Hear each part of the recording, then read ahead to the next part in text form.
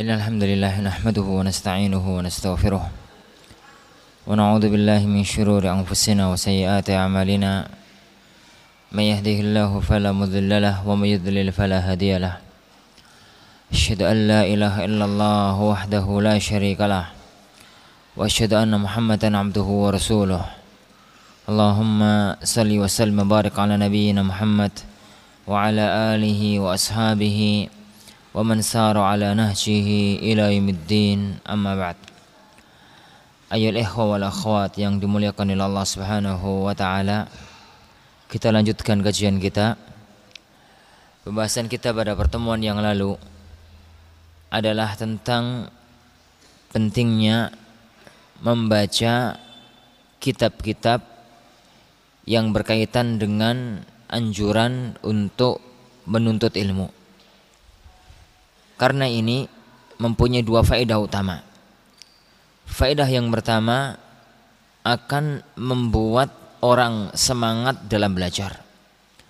Karena tatkala dia mengaca kepada orang-orang yang sebelum kita, kepada para ulama salaf, bagaimana semangat mereka dalam belajar sehingga mereka mendapatkan barokahnya ilmu, maka dia pun bisa semangat jadi untuk meniru apa yang mereka lakukan.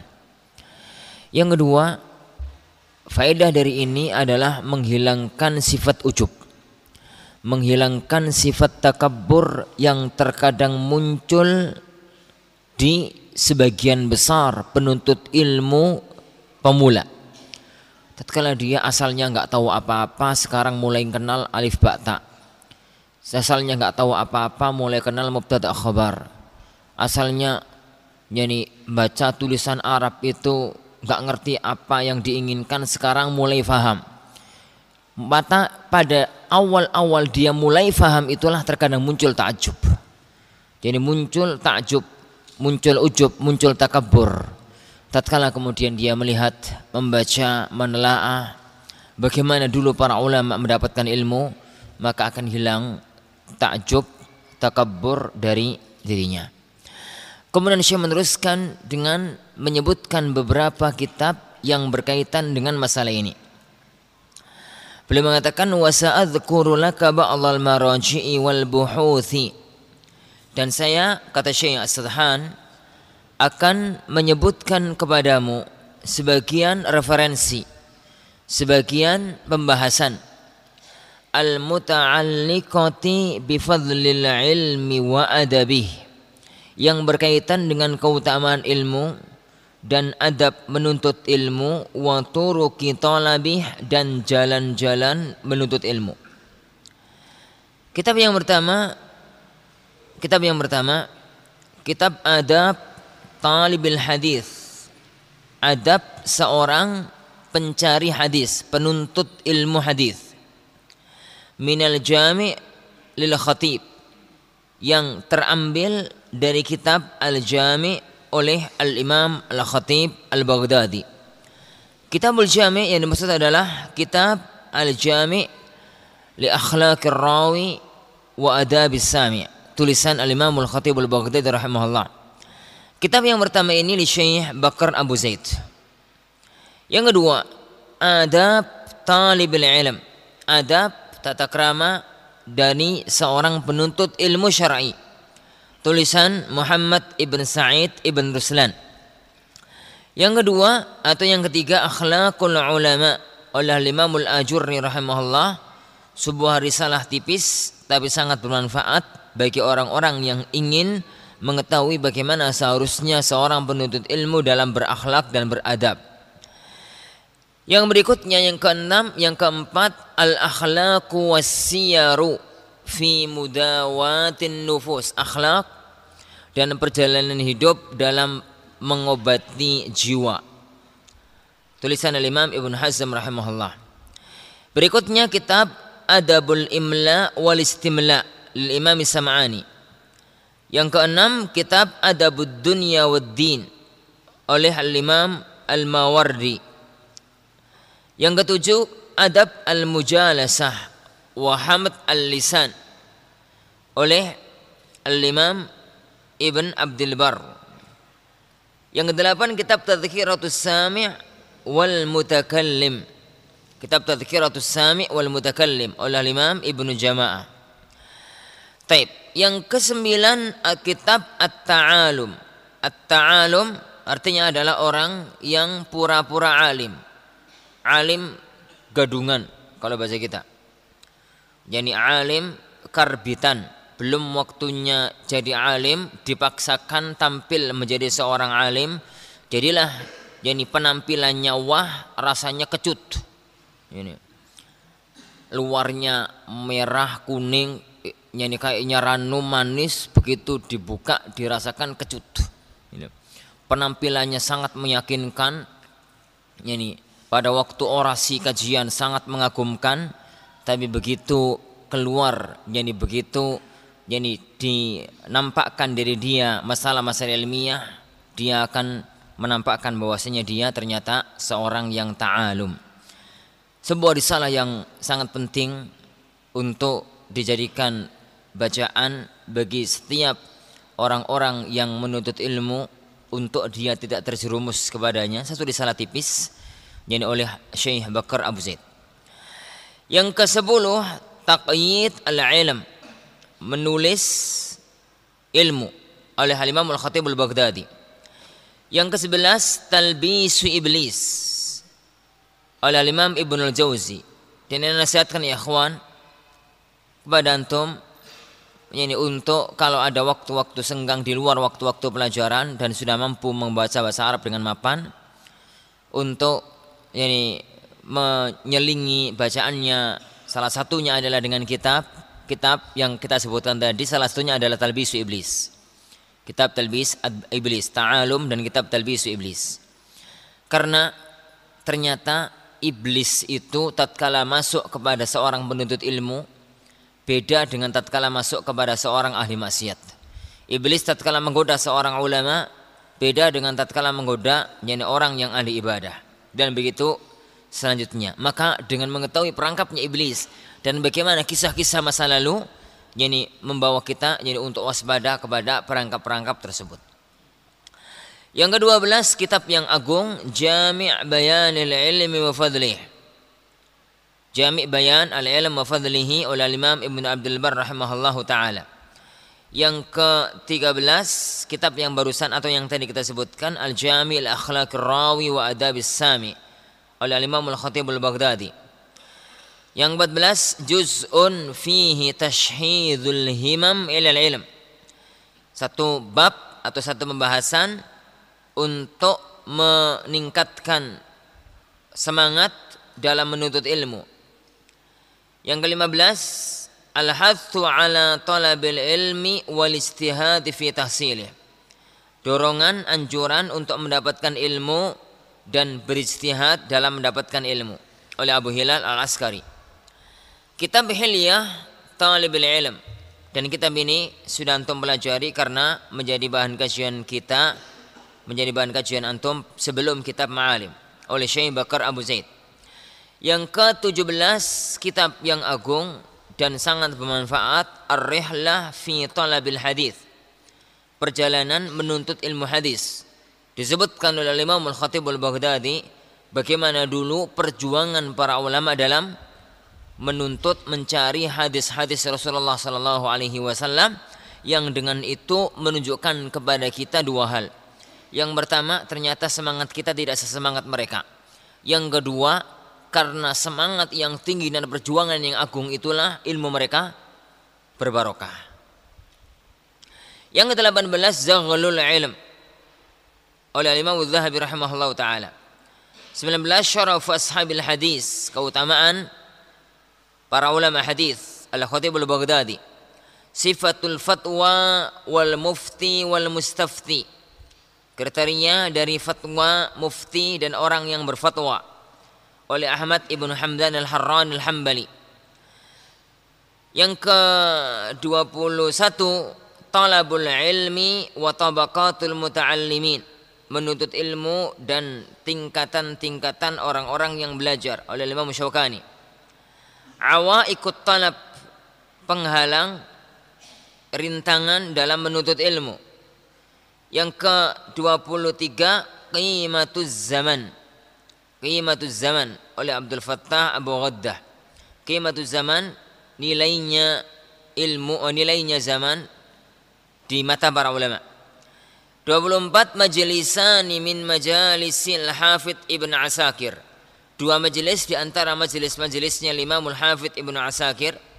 Yang pertama fi dhammi man la ya'mal bi ilmih, mencela orang yang tidak mau mengamalkan ilmunya. Dan yang kedua fi dhammi qarinisu, celaan bagi teman-teman yang jelek.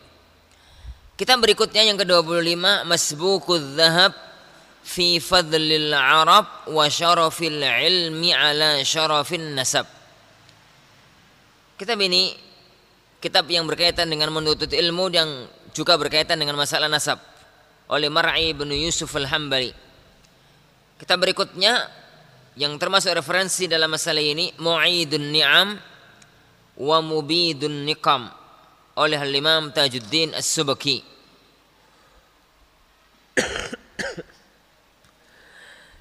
Miftah Darus Sa'adah oleh Imam Ibnu Qayyim Al-Jauziyah rahimahullah, dari halaman 48 sampai 181 beliau menunjukkan keutamaan menuntut ilmu, keutamaan ilmu, yakni dan banyak sekali keutamaan ilmu yang beliau sebutkan.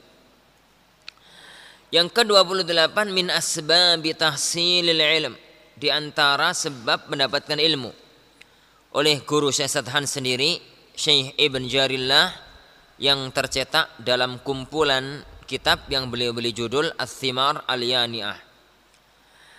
Nubdhatun fi adabil muallimin wal muta'allimin, sekilas tentang adabnya orang yang mengajar dan adabnya orang yang belajar, oleh Syekh Sa'di. Yang berikutnya kitab Nasaih li Talibil Ilm, nasihat bagi para penuntut ilmu, oleh Imam Abdurrahman Ibnul Jauzi, Abu Abdurrahman Ibnul Jauzi. Ke-31 Nasihatun li Talabatil Ilm, nasihat bagi para penuntut ilmu, oleh Syekh bin Baz rahimahullah, yang dinukil oleh Syekh Ibn Jarillah dalam kitab Ats-Thimar Al-Yani'ah. Yang ke-32 termasuk di antara referensi utama dalam masalah ini adalah kitab Al-Wasiyatus Sughra. Al-Imam Ibnu Taimiyah mempunyai 2 wasiat, yang satu lebih besar dibandingkan dengan yang satu. Yang lebih besar dinamakan dengan Al-Wasiyatul Kubra, sedangkan yang lebih kecil dinamakan dengan Al-Wasiyah As-Sughra li Syekhul Islam Ibnu Taimiyah rahimahullahu taala. Ini di antara beberapa referensi kitab-kitab yang perlu untuk dibaca bagi seorang penuntut ilmu untuk menyemangati diri dan menghilangkan takjub. Yang Anda garis bawahi ya ikhwan, beberapa kitab utama yang Anda garis bawahi, karena kalau dibaca semua membutuhkan waktu yang lama, terus isinya mirip-mirip antara satu dengan yang lain. Yang Anda garis bawahi adalah beberapa kitab. Kita antaranya kitab Ta'alum, atau yang pertama kitab Akhlaqul Ulama oleh Imam Al-Ajurri, kitab At-Ta'alum Syekh Bakar Abu Zaid, kitab Talbis Iblis, Jami' Bayanil Ilm wa Fadlih. Kemudian kitab Miftah Darus Sa'adah oleh Ibnu Qayyim, dan beberapa kitab yang lainnya yang intinya mirip. Ini antara satu kitab dengan kitab yang lainnya mirip-mirip karena semuanya berkaitan dengan bagaimana seorang itu agar semangat dalam menuntut ilmu. Al-mas'alah ats-tsaniyah, masalah yang kedua yang berkaitan dengan kaitan antara seorang murid dengan membaca kitab. Al-masalah tsaniyah itu masalah yang kedua, qira'atu tarajumi ba'dil ulama, membaca biografi sebagian para ulama, membaca biografi sebagian para ulama. Membaca biografi ya akhwan, satu hal yang juga tidak bisa diremehkan, satu hal yang penting. Karena membaca sejarahnya orang besar, itu minimalnya kita bisa mengaca diri Kalau memang seorang itu menjadi agung dan menjadi besar adalah karena perjuangannya yang agung, maka demikian juga kalau orang lain ingin menjadi orang yang mulia di sisi Allah Subhanahu wa taala dan di sisi manusia, maka itu pun butuh perjuangan yang besar juga. Saya mengatakan usil ikhwata jami'an, saya menasihatkan para ikhwah semuanya, bi an na'khudha min awqatina fushatan, kita mengambil dari waktu kita waktu yang sebentar, walau yasiratan, meskipun sedikit, liqiraati kutubit tarajim, untuk membaca kitab-kitab biografi. Lianna fiha tarwihan wa tanfisa, karena pada kitab-kitab itu ada sesuatu yang menyenangkan jiwa. Wa fiha manfaatun ilmiyatun, dan ada manfaat ilmiah.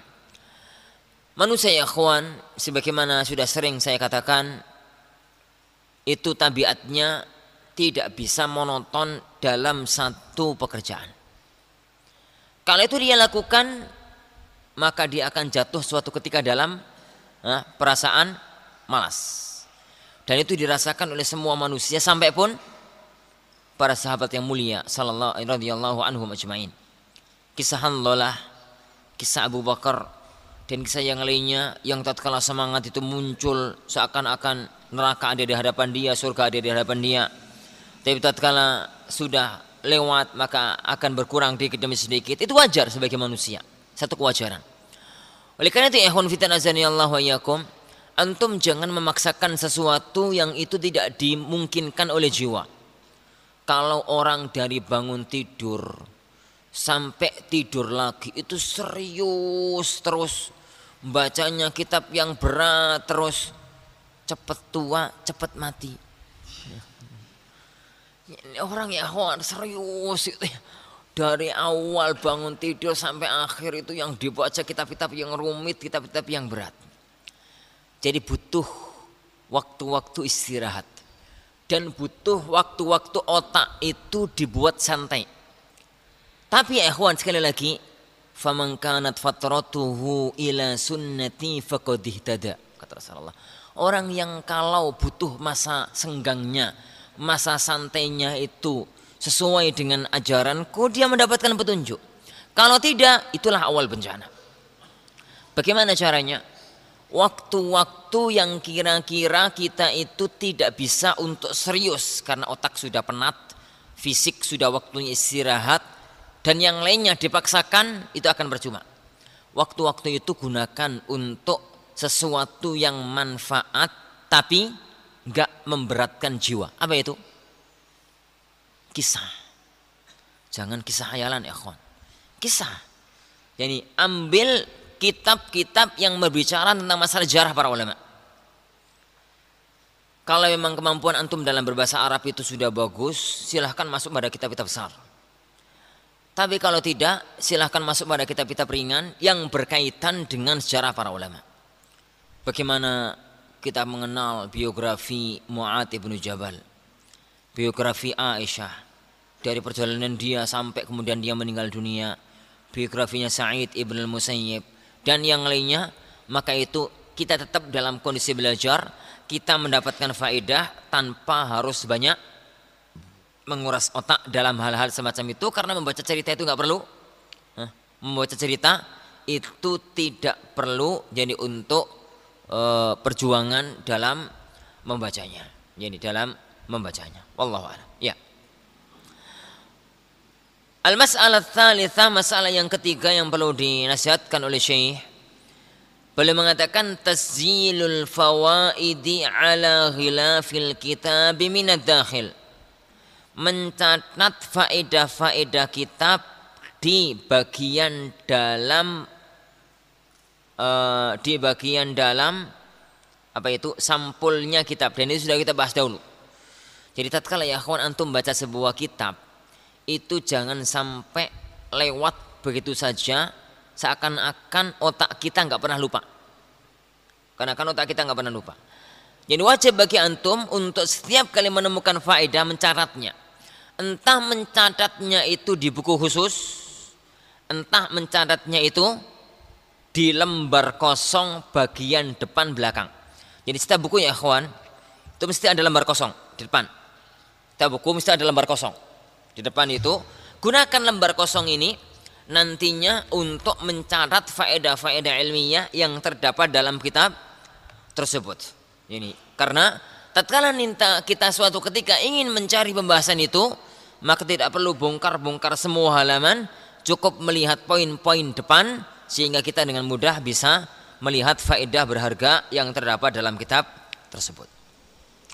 Al-mas'alatur rabi'atu, masalah yang keempat. Jam'ul fawaidi idza faragha min qira'ati iddati kutub. Mengumpulkan faedah-faedah apabila telah selesai membaca beberapa kitab. Dan ini telah kita bahas dulu. Jadi seorang itu mempunyai satu buku catatan. Di situ dia mencatat semua hasil yang dia baca. Kalau berkaitan dengan fikih dikumpulkan tersendiri dalam bab fikih, berkaitan dengan masalah akhlak dikumpulkan dalam bab akhlak, sehingga semakin banyak kitab yang dia baca, maka faedah-faedah itu akan semakin banyak. Dan semakin banyak faedah yang dia baca, yang dia miliki, kemudian dia murajaah, maka itu akan sangat membantu dia dalam pembahasan-pembahasan ilmiah tanpa perlu harus merujuk ke dalam banyak hal atau banyak yang lain. Meskipun ya ikhwan, di zaman sekarang ini faedah-faedah itu sebagiannya sudah tertuang dalam beberapa kitab. Ada orang-orang yang meringkas, mencatat, ini membukukan dan dicetak, gitu ya. Dan itu dicetak, tapi beda. Antum kalau membaca catatan orang lain dengan membaca sendiri kemudian mencatat sendiri itu hasilnya beda. Kalau mencatat, membaca sendiri, mencatat kemudian memurajaah, sesuatu yang didapatkan dengan berat itu masuknya lengket dan susah hilang. Tapi kalau sesuatu itu didapatkan dengan enteng pun gampang melupakannya. Enggak ilmu, enggak duit. Antum kalau untuk mendapatkan uang 50.000 itu harus kerja berapa? Harus kerja misalkan sehari dari pagi sampai siang teruskan sampai sore dapat 50.000 gitu ya. Itu rasanya untuk membelanjakan uang itu akan sangat berbeda dengan seorang dokter spesialis ngomong setengah menit dapat 100.000. Pasien masuk, keluhannya apa Pak? Oh gitu, gini. Dah buat cek gitu 100.000 itu bagi dia uang semacam itu enteng, masuknya mudah, keluarnya mudah. Dan itu yang terjadi ya akhwan. Dan itu yang terjadi. Oleh karena itu kadang-kadang antara orang miskin dan orang kaya itu ada beda, ada persamaannya. Bedanya duitnya dikit, duitnya banyak. Persamaannya kadang-kadang kalau di akhir bulan bodoh-bodoh duit entek. Ya, duitnya habis. Terkadang ya, karena uang masuk mudah, keluar juga kadang-kadang mudah. Begitu juga dengan ilmu. Kalau orang itu membaca ini ya, catatan-catatan penting kitab Bidayah wan Nihayah, misalkan gitu, maka kitab itu meskipun telah dia dapatkan di tangan dia sangat berbeda artinya kalau seandainya dia membaca sendiri kemudian dia ringkas, dia catat, dan itu akan lebih melekat pada otak kita. Al-masalah al-khamisah, masalah yang kelima, qira'atul mawadhi'i wal munasabatil mausimiyati qabla awqatiha. Membaca maudhu, judul-judul pembahasan, dan membaca hal-hal yang sesuai dengan musim, kondisi, qabla awqatiha, sebelum waktu kejadiannya. Wa ala sabilil mithal, sebagai contohnya, inda istiqbali syahr Ramadan, tatkala akan masuk bulan Ramadan, farrigh nafsaka qabla hadha syahri bi asabi, luangkan waktumu sebelum datangnya bulan ini beberapa pekan, liqira'ati kutubis siyam, untuk membaca kitab yang berkaitan dengan masalah puasa, wa akthir sima'al asyritatil muta'alliqati bisiyam, dan perbanyak mendengar kaset yang berkaitan dengan puasa, wa hudur ad-durus wan nadawat, dan menghadiri pelajaran, yakni ma'at taqyidi lima sami'ta, dengan mencatat apa yang kau dengar. Wa qul mithla hadza fin nawazil kal kusuf, katakan semacam ini dalam perkara-perkara yang terjadi secara kondisional, yakni kadang-kadang terjadi kadang-kadang tidak, kal kusuf, semacam kalau akan terjadi gerhana. Fa idza sta'adatta lil mausim qabla dukhulihi, apabila engkau telah siap menghadapi musim itu sebelum masuknya, tajid anna nafsa mutahayyi'atan, engkau mendapatkan bahwasanya engkau telah siap, li'annaka 'alimun bikatsirin min ahkamihi, karena engkau mengetahui kebanyakan hukum-hukum dalam masalah tersebut. Dan ini ikhwan penting, terutama antum kalau nanti sudah diposisikan oleh para kaum muslimin yang lainnya sebagai ustadz, apalagi sebagai mufti. Kalau antum pulang kampung halaman atau yani sudah berdakwah di sebuah tempat atau sudah menjadi ustadz di satu pesantren dan yang lainnya, maka ini sangat penting. Karena pertanyaan manusia itu gak akan jauh-jauh dari kondisi. Kalau menjelang Ramadan, orang itu gak pernah tanya tentang Idul Korban, masih Ramadan gitu. Pertanyaannya seputar puasa, seputar taraweh, seputar sahur, seputar masalah itu di awal-awal gitu ya. Kalau sudah menjelang hari raya, pertanyaan seputar hari raya, puasa Syawal dan yang semisalnya. Kalau menjelang Idul Adha, pertanyaan seputar haji, ini puasa Idul Adha, puasa pada hari-hari yani Dzul Hijjah, kemudian berkorban, ayyamut tasyrik dan semisalnya. Maka hendaknya setiap manusia, setiap ustadz, setiap dai menyiapkan dirinya jadi sebelum dia itu menghadapi hari-hari tersebut. Dan kalau sekedar murojaah ya kawan, itu sebentar. Jadi kalau sebenarnya masalah itu sudah dia kuasai, tapi namanya masalah puasa itu terakhir dia buka tahun kemarin. Terakhir dia itu buka kitabus siyam itu sebelum Ramadan tahun lalu. Sekarang sudah Sya'ban, akan menghadapi Ramadan, atau sekarang Rajab akan masuk Ramadan sebulan lagi, maka perlu untuk memurojaah, yakni beberapa waktu, sehari, 2 hari, 3 hari, 4 hari, yakni untuk membuka-buka masail yang berkaitan dengan kitab as-siyam, untuk nantinya dia bisa mempersiapkan dirinya yang berkaitan dengan kitab-kitab yang berkaitan dengan kondisi-kondisi tersebut. Begitu juga misalkan kalau kita lihat kalender, bulan depan akan terjadi gerhana, maka perlu ini untuk disiapkan hukum-hukum yang berkaitan dengan masalah gerhana tersebut. Al-mas'alah sadisah, masalah yang keenam, al-hirs ala syira'i al-kutub al-mufradah fil masail al-fiqhiyah khassah. Semangat yakni untuk membeli kitab-kitab yang secara khusus membahas masalah-masalah fikih. Contohnya kawan, kalau kita mau membahas tentang masalah kunut subuh, kalau kita masuk sendiri itu, maka itu membutuhkan waktu yang panjang dan berbelit. Karena pertama kita harus masuk ke dalam kutubul lughah, kitab-kitab ma'ajim. Apa arti konata dalam bahasa Arab? Masuk Mu'jamul Wasit, Qamus Muhit, Lisanul Arab, Tajul Arus. Capek, itu butuh waktu 5 hari. Baru bahasa tok. Secara istilah, apa kunut secara istilah? Dan apa saja macam-macamnya? Butuh masuk ke dalam semua kitab-kitab fikih. Baru kemudian kita memasuki perdebatan para ulama, apa pandangan ulama Hanafiyah tentang masalah itu. Kita masuk ke dalam kitab fikih Hanafi, kita ini. Itu ya ikhwan, kalau kita punya waktu luang, waktu panjang, dan kita memang ingin bahas sendiri, maka itu yang seharusnya dilakukan. Karena dengan begitu ilmu dia akan mantap. Sekali lagi saya katakan, dibandingkan orang yang membaca hasil itu yani akan lebih mantap orang itu yang menelaah sendiri kalau dia mampu. Tapi terkadang tidak semua orang mempunyai kesempatan.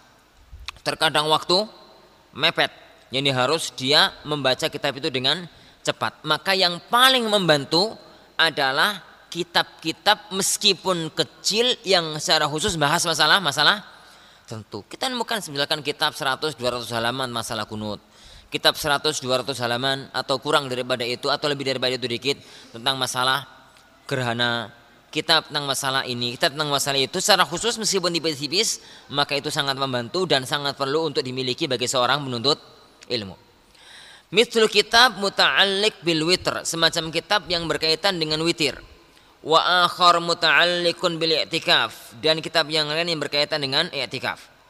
Fa mithlu hadzal kitab, semacam kitab-kitab ini, yani falau kana saghiran, meskipun bentuknya cuma kecil, cuma beberapa halaman, yani fa innahu law lam yakun min fawaidihi, seandainya tidak ada faedahnya, seandainya tidak ada fungsinya, illa annahu dzakara al maraji' wal masadir, kecuali hanya menyebutkan referensi dan rujukannya saja, bi ajza'iha wa safahatiha, juz dan halamannya, la kafa, maka cukup sebagai satu hal yang berharga. Kenapa? Kalau kita mau membaca ya akhwan, membaca tentang witir, mau masuk kepada Al-Mughni, kira-kira di jilid berapa? Ambil jilid 1, enggak, masuk lagi. Ambil jilid 2, dibuka-buka, enggak, masukkan lagi. Ambil jilid 3, gitu. Capek, jadi butuh waktu yang lama. Tapi kalau kita mempunyai patokan kitab-kitab kecil, jadi bahwasanya dalam Al-Mughni, misalkan Ibnu Qudamah, witir itu ada pada jilid 3 misalkan, maka kita nggak perlu buka jilid pertama, nggak perlu buka jilid kedua, nggak perlu buka jilid keempat, ambil jilid yang ketiga, kemudian kita masuk kepada halaman dan kita bisa menelaah apa yang disebutkan oleh penulis kitab tersebut. Begitu juga dengan yang lainnya. Wallahu a'lam. Ya. Dan satu hal penting juga, terkadang penulis kitab-kitab yang kecil itu menyebutkan marojik yang kita nggak punya, menyebutkan sumber-sumber rujukan yang kita tidak memiliki kitab tersebut, atau dia menyebutkan beberapa faedah penting yang terkadang sulit bagi kita untuk mendapatkan faedah itu kalau kita menelaah kitab sendiri dalam kitab-kitab yang besar, terutama dengan waktu kita yang sempit dan apa yang harus kita belajar adalah sesuatu yang besar. Baik.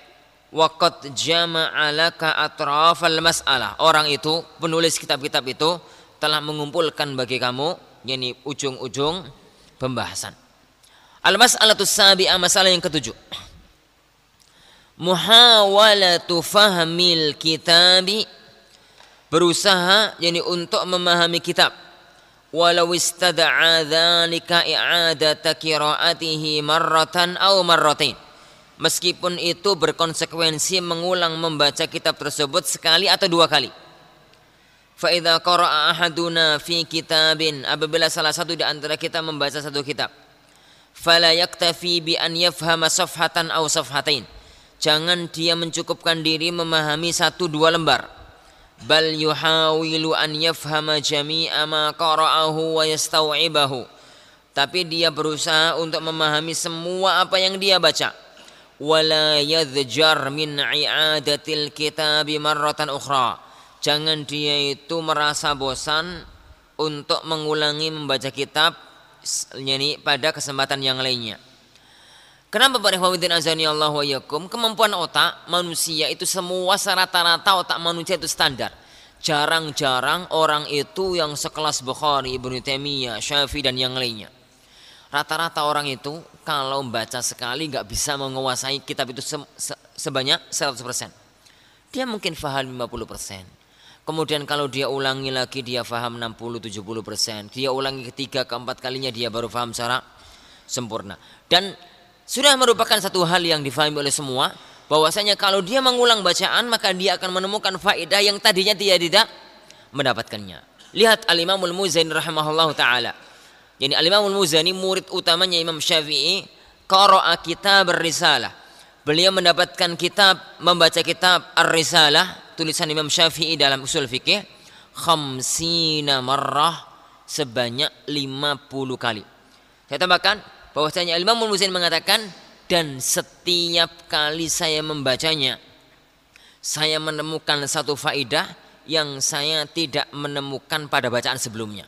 Padahal beliau membaca kitab Risalah itu sebanyak 50 kali. Insya Allah, yani kita belum pernah ada yang baca kitab satu hatam 3 kali.